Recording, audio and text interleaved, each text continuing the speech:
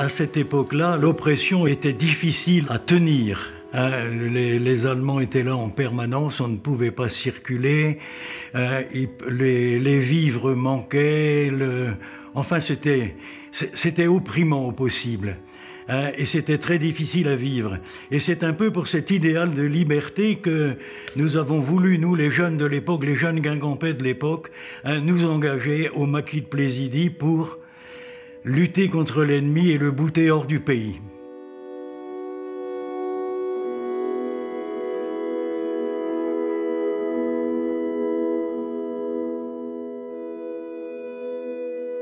La montée au maquis va se faire après le 6 juin 1944. En ce qui nous concerne, nous, maquis de Plaisidie, nous sommes prêts à foncer. Il y a des dépôts de vivres qui ont été mis en place.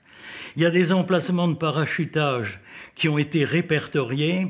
Il y a des endroits qui ont été également choisis pour, le moment venu, y installer un maquis. Et donc le choix est déjà fait, le choix de Coedmallen dès le mois de juin est déjà décidé par les organisateurs du maquis.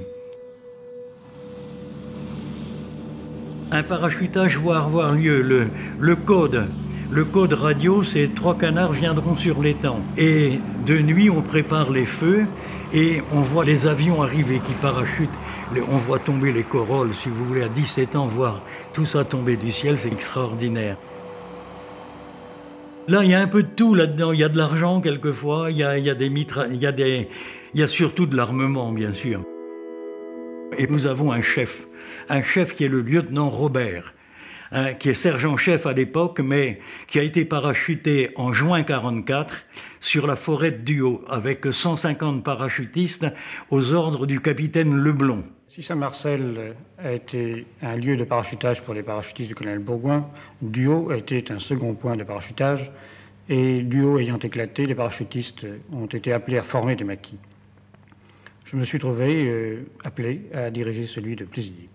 Au rassemblement, Robert nous a dit, écoutez, on n'est pas là pour s'amuser, les sections à tour de rôle, vous allez partir en embuscade. À tour de rôle, les sections, une journée embuscade à 15-20 kilomètres de la base pour ne pas attirer l'attention sur nous.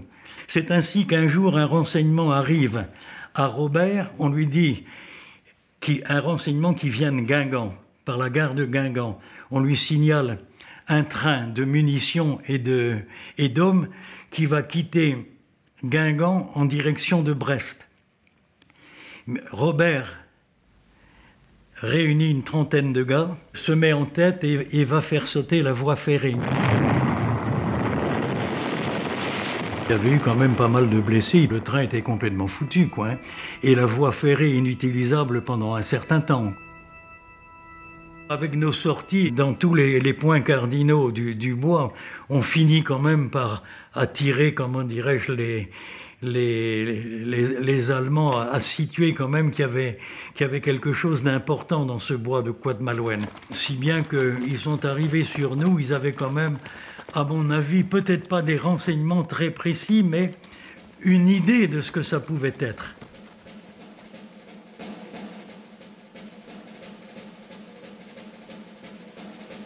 Ça a duré quand même une bonne demi-heure, tout ça, si vous voulez, d'échange de coups de feu. Et nous avons reçu l'ordre de nous replier sur des positions défensives qui étaient un peu en arrière de la première ligne de combat, si vous voulez. Et les Allemands commencent à déborder. Ils essayent de déborder par un talweg, par un petit encellement, si vous voulez, qui mène directement à la cascade et au PC du lieutenant Robert. Robert est en bas de l'allée et tire sur les éléments qui voient descendre. Nous, on entend les gens qui commencent à progresser vers nous, Schwein-Franzus, des sous-officiers qui donnent leurs ordres, et au bout d'1 heure et quart, 1 heure et demie de combat, Robert donne l'ordre de décrocher. Robert reçoit l'ordre d'attaquer Guingamp. Avec mon groupe, nous sommes chargés de descendre le long de la voie ferrée et de faire la liaison avec les Américains qui sont arrivés par l'Est, aux portes de Guingamp, au Petit Paris. On fait la liaison avec eux, et puis on entame la progression avec derrière les chars américains vers la remonte et vers la place du Centre. C'est à ce moment-là que Robert demande à deux chars lourds américains de se mettre en position. Après les tirs des deux chars américains, les drapeaux blancs montent aux fenêtres. La garnison se rend à ce moment-là. Après la reddition des Allemands, ça a été la fête, si vous voulez.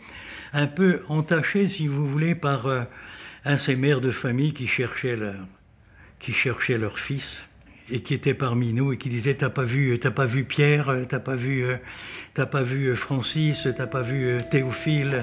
Finalement, on les a vus en pleurs parce qu'elles ont vite su que leur fils n'était pas là. On n'a pas été des héros, on a fait simplement notre devoir, quoi. Mais c'était quand même gratifiant de l'avoir fait.